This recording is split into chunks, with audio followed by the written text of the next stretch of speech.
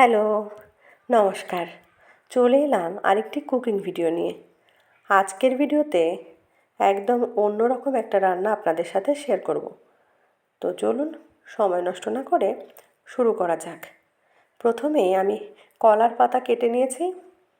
কলার পাতা ধুয়ে একটা পরিষ্কার সাদা রুমাল দিয়ে সুন্দরভাবে মুছে নিচ্ছি যাতে কোনো রকম ময়লা না থাকে। পাতাটা মোছা হয়ে গেলে আমি পাতায় কিন্তু সর্ষের তেল মাখিয়ে নেব। এই সর্ষের তেল নিলাম, এবার সুন্দরভাবে পাতায় সর্ষের তেল মাখিয়ে নেব। কলা পাতায় যে কোনো পাতুরি খেতে কিন্তু অসাধারণ লাগে। আজ আমি মৌরলা মাছের পাতুরি বানাবো। এবার মশলা রেডি করে নেব। জিরে আর শুকনো লঙ্কা খুব মিহি করে বেটে নেব। যে কোনো রান্না যদি বাটা মশলায় করা হয় এবং মশলা যত সুন্দর বাটা হয় মিহি করে, রান্না কিন্তু তত বেশি সুস্বাদু হয়। যদিও মশলা বাটতে অনেক কষ্ট হয়, তবুও ভালো খেতে গেলে একটু কষ্ট তো করতেই হবে। যাই হোক, প্রথমে জিরেগুলোকে খুব ভালোভাবে প্রথমে গুঁড়ো করে নিয়ে তারপর জল দিয়ে সুন্দর করে মিহি করে জিরে বেটে নেব। বাটা মোটামুটি হয়ে গেলে শুকনো লঙ্কা অ্যাড করে মিহি করে মশলাটা বেটে নেব। মশলা বাটা হয়ে গেলেই কিন্তু রান্নাটা ধীরে ধীরে শুরু করব। এই রান্নাটা একটু ঝামেলা হয়। আলাদা করে কলা পাতা কাটতে হয়, মশলা করতে হয় এবং মশলাটা হাতে বাটলেই ভালো হয়।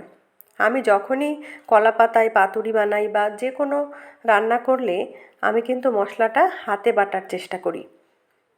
অন্যদিন শাশুড়ি মা হেল্প করেন।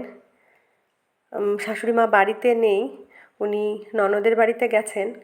তো মশলা বাটার গুরু দায়িত্ব কিন্তু আমার ঘাড়ে পড়েছে। হাড়ে হাড়ে টের পাচ্ছি মশলা বাটতে কতটা কষ্ট হয়। আসলে আমার ইউরিক অ্যাসিড আছে, সেই জন্য আমি মশলাটা মাঝে মাঝে বেটে নেই আর মাঝে মাঝে মা বেটে দেয়। যাই হোক, এবার অল্প নুন অ্যাড করলাম। নুন অ্যাড করাতে কি হবে, মশলার সাথে নুনটা মিশে গেলে রান্নার সময় নুনটা একটু কম লাগবে, প্লাস মশলার সাথে মিশে যাওয়ার জন্য খাবারটা কিন্তু একটু বেশি সুস্বাদু হবে। যে কোনো খাবারে কিন্তু নুন যদি কম হয় বা নুন বেশি হয়, নুনের ওপরে কিন্তু রান্নাটা অনেকটা নির্ভর করে। নুন বা লবণটা হিসাব করে দিতে হয়, যাতে বেশিও না হয় কমও না হয়। একটু কম হলে একটু দিয়ে খাওয়া যায়, কিন্তু বেশি হলে কিন্তু সেই খাবারটা একদমই খাওয়া যায় না। সেই জন্য আমি মশলার মধ্যে একটু নুন দিয়ে দিলাম। এবার খুব মিহি করে দেখুন, মোটামুটি বাটা কিন্তু মশলা হয়েই গেছে। দেখুন কত সুন্দর মিহি করে মশলা বেটে নিয়েছি। এবার আমি কেটে ধুয়ে রাখা মৌরলা মাছের মধ্যে এই বেটে রাখা মশলা দিয়ে দেব। সেই সঙ্গে দিয়ে দেব নুন, হলুদ আর সর্ষের তেল। নুনটা কিন্তু আন্দাজ মতো দিতে হবে। যেহেতু মশলাতে আগে নুন দিয়েছিলাম, সেই জন্য সেই আন্দাজ মতো, যে যাতে বেশিও না হয় কমও না হয়, সেই আন্দাজ মতো পরিমাণ মতো কিন্তু নুন দিয়ে দিলাম। আর দিলাম হলুদ। এবার দিয়ে দেব সর্ষের তেল।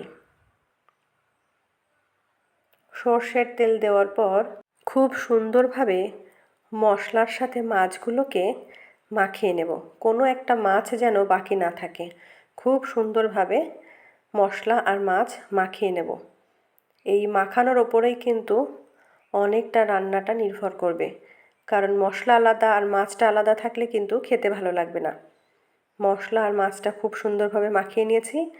এদিকে আগে থেকে কলা পাতায় সর্ষের তেল মেখে রেখেছিলাম। এবার সুন্দরভাবে সাজিয়ে দেব। এমনভাবে সাজাতে হবে যেন তেলটা যেখানে মাখিয়েছি সেই তেলের ওপরেই মাছগুলো থাকে এই অল্প তেল এবং মাখানোর সময় যে তেলটা দেওয়া হয়েছিল এতেই কিন্তু পুরো রান্নাটা হবে। এক্সট্রা কিন্তু আর কোনো তেল আমি অ্যাড করব না। মোটামুটি দেখুন আমার সাজানো কিন্তু হয়ে গেছে। আর যখন আপনি তাওয়ার উপর বসাবেন তখন যদি আপনার মনে হয় যে কোনো একটা দিক থেকে তেল গড়িয়ে পড়ছে, আপনি কিন্তু একটা চামচের সাহায্যে সেটা আটকে দেবেন। আমি ভিডিওটিতে অবশ্যই দেখিয়ে দেব। আশা করব স্কিপ না করে সম্পূর্ণ ভিডিওটাতে সাথে থাকবেন এবং অবশ্যই বাড়িতে একবার বানিয়ে খাবেন। খেতে কিন্তু অসাধারণ হয়েছে।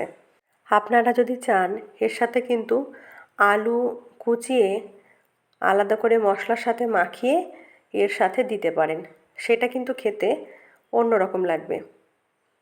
খেতে ভালো হয় অবশ্যই, কিন্তু এটার এক টেস্ট আর ওইটার এক টেস্ট। মশলার যে অতিরিক্ত জল ছিল তার থেকে অল্প একটু জল আমি অ্যাড করলাম, যাতে করে সুন্দরভাবে মাছগুলো সিদ্ধ হয়ে যায়। এবার গ্যাস অন করে তাওয়া দিয়ে তার ওপরে কিন্তু আমি পাতাটা বসিয়ে দিলাম এবং গ্যাসের ফ্লেম কম করে দিলাম।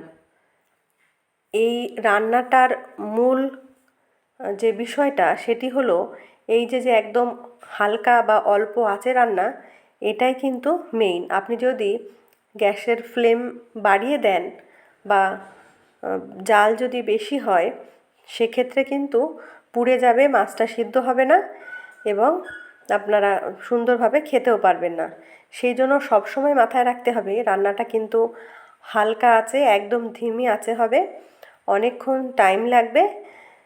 আর যত সুন্দর আপনি অল্প আঁচে রান্না করবেন রান্নাটা কিন্তু তত বেশি ভালো হবে। এই দেখুন অলরেডি ফুটতে শুরু করে দিয়েছে। আমি কিন্তু গ্যাসের ফ্লেম একদম কম করে দিয়েছি।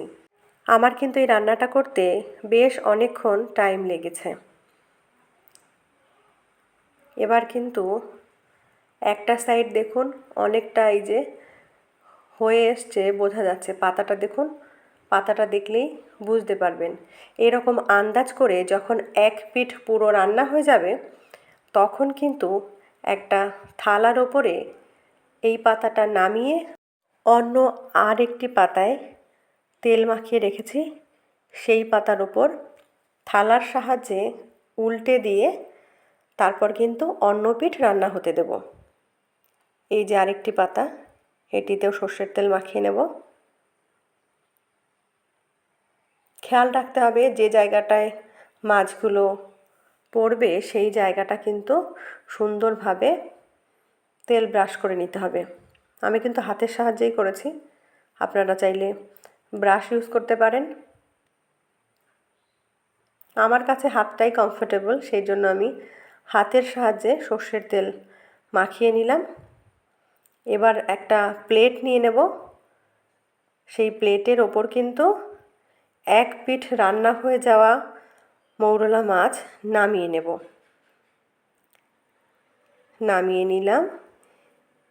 এবার অন্য যে কলা পাতাটা, সেই কলা পাতাটা এই পাতাটার ওপর দেব। দিয়ে দিলাম। দেখুন যে পিঠে তেল মাখিয়েছি সেই পিঠটা কিন্তু মাছের ওপরের সাইডটাই দিতে হবে। এবার একটু চাপা দিয়ে অন্য একটি প্লেট বা থালার সাহায্যে এইভাবে উল্টে নিতে হবে। তাহলে নতুন যে পাতাটায় তেল মাখানো হয়েছে মাছটা কিন্তু এবার এই পাতা থেকে ওই পাতাতে চলে যাবে। এবার দেখুন আপনারা একটা সাইড কত সুন্দর রান্না হয়েছে। এবার কিন্তু আরও একবার তাওয়ার উপর বসাতে হবে, কারণ অন্য পিঠটা কাঁচা রয়েছে। এবার এই পিঠটা রান্না হয়ে গেলে কিন্তু আমাদের রান্না রেডি হয়ে যাবে। বসিয়ে দিলাম তাওয়ার উপর। রান্না কিন্তু শুরু হয়ে গেছে। এই পিঠ রান্না হলেই আমাদের কলা পাতায় মৌরলা মাছের পাতুরি কিন্তু রেডি হয়ে যাবে। বাইরে কিন্তু ঝিরিঝিরি বৃষ্টি শুরু হয়েছে। বৃষ্টির মধ্যে এই পাতুরি খেতে কিন্তু দারুণ লাগবে। জমে যাবে একদম। আমরা বাঙালিরা খাদ্যরসিক। যত কষ্টই হোক না কেন, যে খাবার আমাদের খেতে ইচ্ছে করে আমরা কিন্তু ঠিক বানিয়ে ফেলি। আজকে কিন্তু অনেক কষ্ট হয়েছে এই খাবারটা বানাতে, রেডি করতে, এবং অনেকক্ষণ টাইম লেগেছে। যাই হোক, রান্না কিন্তু প্রায় শেষের পথে। মশলার অতিরিক্ত যে জলটা ছিল সেই জলটা দেখুন একদম শুকিয়ে গেছে। মাছের সাথে মশলার সাথে মিশে একটা সুন্দর রান্না কিন্তু রেডি হয়ে গেছে। এখন গরম গরম ভাতের সাথে শুধু পরিবেশন করা বাকি। এটি হচ্ছে একদম ফাইনাল লুক। এবার কিন্তু প্লেটে নামিয়ে দেব এবং গরম গরম পরিবেশন করব। এতক্ষণ ধৈর্য ধরে ভিডিওটি দেখার জন্য আপনাদের সকলকে অসংখ্য ধন্যবাদ। চামচের সাহায্যে আপনাদের একবার দেখিয়ে দিই কী সুন্দর রান্নাটা রেডি হয়ে গেছে। এই দেখুন, নিচের পাতাগুলো দেখলেই বুঝতে পারবেন। এই যে দেখুন কত সুন্দর রান্নাটা কিন্তু হয়ে গেছে। এবার কিন্তু আপনাদের নিচের পাতাটা একবার দেখিয়ে দেব, যে যখন আপনারা এই রান্নাটা করে খাবেন কি করে বুঝবেন যে রান্নাটা হয়ে গেছে। এই পাতা দেখুন একদম কিন্তু তাওয়া থেকে পাতাটা ছেড়ে গেছে, নিচে কিন্তু একটু হালকা পোড়া পোড়া ভাব এসছে, মানেই বুঝবেন যে রান্নাটা কিন্তু হয়ে গেছে। এবার আরও বেশিক্ষণ রাখলে কিন্তু পুড়ে যাওয়ার চান্স থাকবে, সেই জন্য একদম এটা হচ্ছে পারফেক্ট রান্না। কমপ্লিট হয়ে গেছে আমাদের রান্না, এবার নামিয়ে নেব। প্লেটও রেডি হয়ে গেছে। এবার কিন্তু আমাদের পাতুরি নেমে গেল। এবার থালায় যাওয়ার পালা। আপনাদের সকলকে অসংখ্য ধন্যবাদ এতক্ষণ ভিডিওটিতে সাথে থাকার জন্য। এই রকম নিত্য নতুন ভিডিও দেখার জন্য সাথে থাকবেন এই আশা রাখি। ধন্যবাদ।